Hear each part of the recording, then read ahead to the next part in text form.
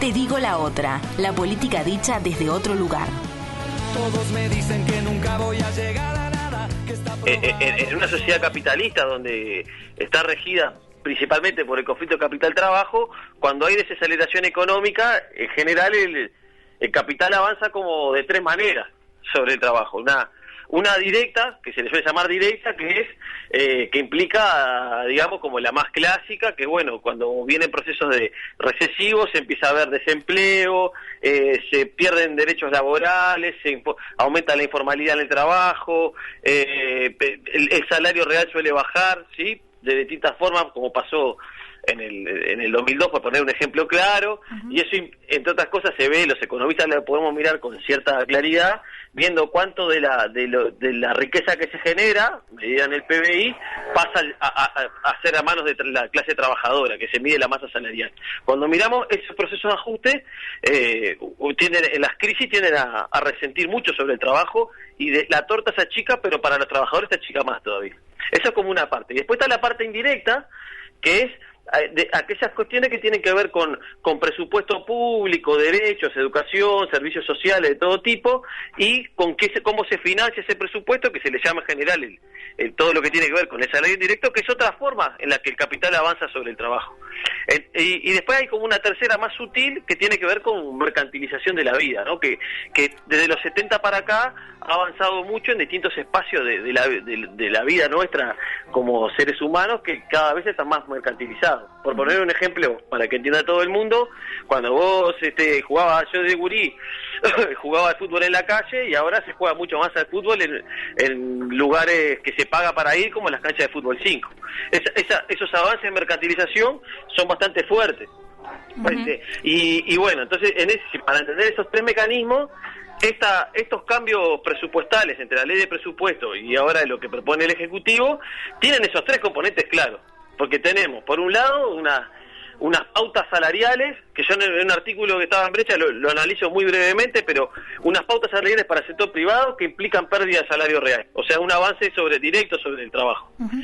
Y después hay ahora, que es lo nuevo y es lo que ha generado polémica, un avance indirecto, que tiene como dos patas. Se está hablando mucho del IRPF y a cambios en la tributación, pero también tiene como una segunda pata, que es recortes de gasto. En algunos casos es toda la inversión en educación y salud, buena parte de esa no se va a ejecutar. Entonces, ahí tenemos como otro avance. Entonces es como, la propuesta en sí es un ajuste bastante convencional en las economías capitalistas, pero tiene alguna sutileza, que está bueno conocerla. Bien. Una de las cosas que me parece que más positiva que se destaca es que no todo se pretende que lo pague el trabajo, sino que hay algunos ajustes mínimos, pero existen en cómo se tributa el impuesto a la rentabilidad de las empresas, que van a pagar un poquito más, y después hay un cambio que es bien interesante, que si bien no está definido, se plantea recortar y modificar la caja militar, que la caja militar tiene casi un punto del PBI de déficit fiscal. O sea, estuvimos, todo el año pasado hablando de ANCAP, uh-huh, y el déficit por año de la caja militar más del doble. Claro. Y entonces ahí tenemos ese me parece que es el aspecto más interesante. Bien, entonces, en términos un poco más, haciendo un análisis político, ¿verdad? Porque el gobierno, lo que trata de decir es que estas medidas no se parecen en nada a la de los 90, y que quienes lo critican por parte de la oposición en realidad fueron los que hicieron un ajuste más, digamos, difícil y más estricto con los trabajadores. Entonces, ¿a vos te parece, desde ese punto de vista, que se trata de unas medidas con un tinte distinto? ¿Podrías calificarlas más con un tinte progresista, como dice el gobierno? En ese sentido, ¿te parece que se parecen? El gobierno habla mucho de la renta del capital, que se graba por primera vez en muchos años, y que incluso el Frente Amplio no había dado tantos pasos en ese sentido todavía, y que sí se anunciaron en esta serie de medidas. Bueno, también se anunció una reforma de la caja militar para 2017. ¿Qué te parece? ¿Qué opinión te merece esa comparación con los 90? Bueno, es compleja. Claramente, si uno mira más allá de cierta espíritu crítico de la oposición. Claramente ellos están nostálgicos de los ajustes típicos del 90, ¿no? Que eso, si uno mira la crisis del 2002, la síntesis es pérdida, es todos los avances posibles, ¿no? Pérdida de salario real, pérdida de empleo, aumento de la precarización laboral por un lado, y aumento del IVA, inventaron el COFIS, le rebajan aportes patronales a las empresas y le aumentan impuestos como el IRP, que era solo el salario a los trabajadores. O sea, es como la versión más drástica de esta dinámica de ajuste que yo mostraba. Si comparamos con esta, claramente es diferente. Lo que sí es cierto es si eso es progresista o no, me parece que es un debate un poquito más profundo. Pero no es todo igual porque acá hay un pedacito que lo paga el capital. Pero, insisto, el grueso recarga, me parece a mí, sobre los sectores populares. Por lo tanto, llamarle progresista a la reforma me parece complejo. Voy a poner 2 o 3 ejemplos que me parece que son bien importantes. Sí. Para que se entienda esto. Se dice que, ustedes habrán escuchado tanto como yo, que grava solamente el 30% más rico. Sí, exacto. Pero es solamente el 30% más rico de los salarios. Bien. No necesariamente es el 30% más rico de la población. Eso tiene muchas explicaciones. Pero si uno agarra, las dos más importantes es que no todos los ingresos de las personas son salarios. Por ejemplo, hay muchas personas que tienen grande contingente de hectáreas y tienen ingresos por renta de la tierra. Exacto. Por poner un ejemplo. Y el segundo elemento que es importante es que cómo está compuesta la familia es relevante. Y voy a poner un ejemplo que capaz que no quiero sonar, capaz que suene medio caer en un lugar común, pero si tenemos un trabajador de la construcción que ustedes saben que han mejorado mucho su salario, ¿no? Que gane 40.000 nominales, que tenga una compañera que sea trabajadora en servicio doméstico, que es muy común porque son los dos oficios que hay más en Uruguay, ¿no? Por un lado de varones y por otro principalmente de mujeres. Tenemos eso, y tienen 3 hijos. Ahí, y la compañera gana muy poco, tiene un salario, ustedes saben que los trabajadores de servicio doméstico ganan muy poco. En ese hogar, si lo ponemos en la escala de distribución, probablemente está entre el 40% que gana menos en Uruguay, y sin embargo va a aumentar la tributación. De hecho, yo hice algunos números con la encuesta de hogares, y hay hogares hasta del 20% más pobres, que algunos son los menos, que pagarían un poco más. Entre otras cosas porque al cambiarse las deducciones y achicarse las deducciones por hijo, en algunos tramos de los que pagan IRPF pero que les pagan menos, van a empezar a pagar más por concepto de deducciones. Entonces hay como algunas sutilezas en el ajuste que no están muy explicitadas. Por lo tanto hay sectores populares que van a pagar más. Bien. Tomando, Pablo, el actual sistema impositivo uruguayo y pensando que era necesario para el gobierno buscar alguna forma de recaudar mayores recursos económicos, ¿qué opciones pensás o considerás que tenía también el gobierno para poder realizar este ajuste o estas medidas? Bien, son como 2 preguntas en una. Yo diría, la primera es, ¿qué opciones habrá de corto plazo? Y después, si queremos tener un mejor sistema impositivo, ¿cómo pensar una cosa más grande? Porque habría que cambiarlo mucho. Pero así en el corto plazo, como yo decía, sin inventar grandes cosas, hay muchos instrumentos posibles para adecuarse. Por ejemplo, en el 2011 se instrumentaron devoluciones de FONASA, que se la devuelven principalmente a los más ricos. Ahí, si vos mirás de todo el dinero que se devuelve por FONASA que no se cobra, el 86% se la devuelve al 10% más rico de la población. Ahí tenés un ejemplo claro. Pero después yo mostraba que hay trabajos que muestran que el 1% más rico en Uruguay se acapara del 14% de los ingresos. Eso, comparado con países, digamos, europeos, por ejemplo, es una cifra muy alta.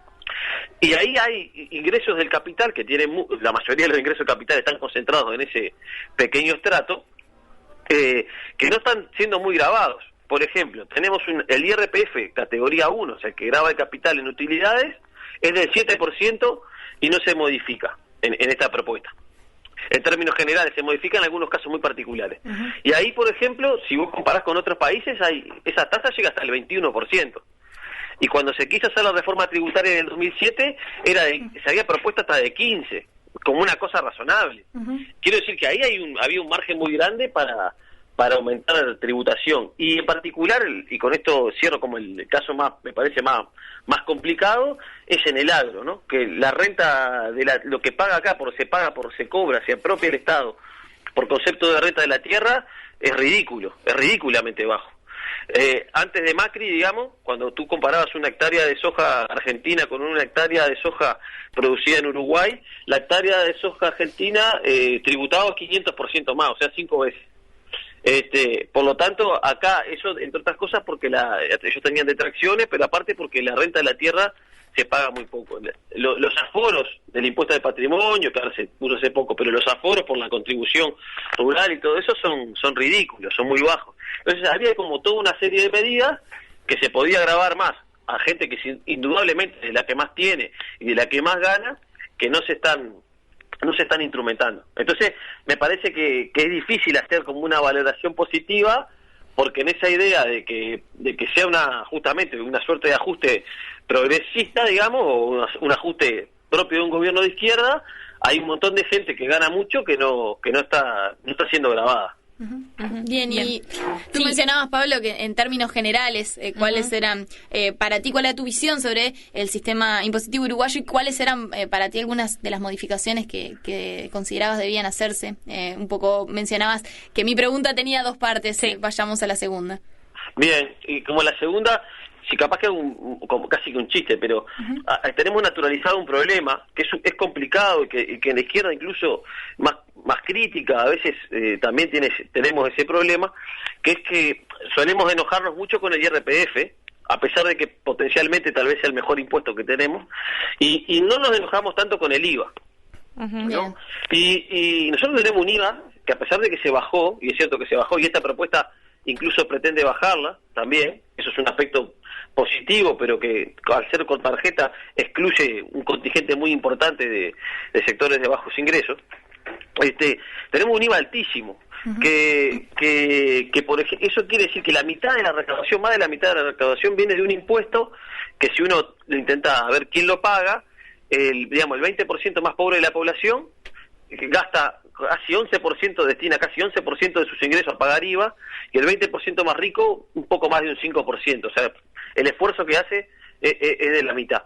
O sea que tenemos una estructura que está basada mucho en impuestos al consumo, el otro es el IMESI, y ahí se nos va como 2/3 de la recaudación fiscal, y muy poco a las personas. ¿Qué ventaja tiene? Cuando yo, en vez de hacer impuestos a actividades como el consumo, se lo hago a las personas, yo puedo distinguir si las personas son ricas o no, o son muy pobres, ¿sí? Entonces, eso me da mucha potencia para hacer sistemas más redistributivos. Por lo tanto, si me preguntás qué tendríamos que hacer, algo que se empezó en el 2007, pero que quedó muy trunco, profundizarlo radicalmente, que es, bajemos mucho los impuestos directos y aumentemos mucho los impuestos los impuestos indirectos, bajémoslo, como el IVA, que es enorme. El chiste que siempre hago es, si una familia de 4 personas sale a cenar, tiene como un quinto integrante que se llama IVA, ¿no? Es como el quinto pariente. Entonces, eso, reducirlo drásticamente y cambiarlo, sí, por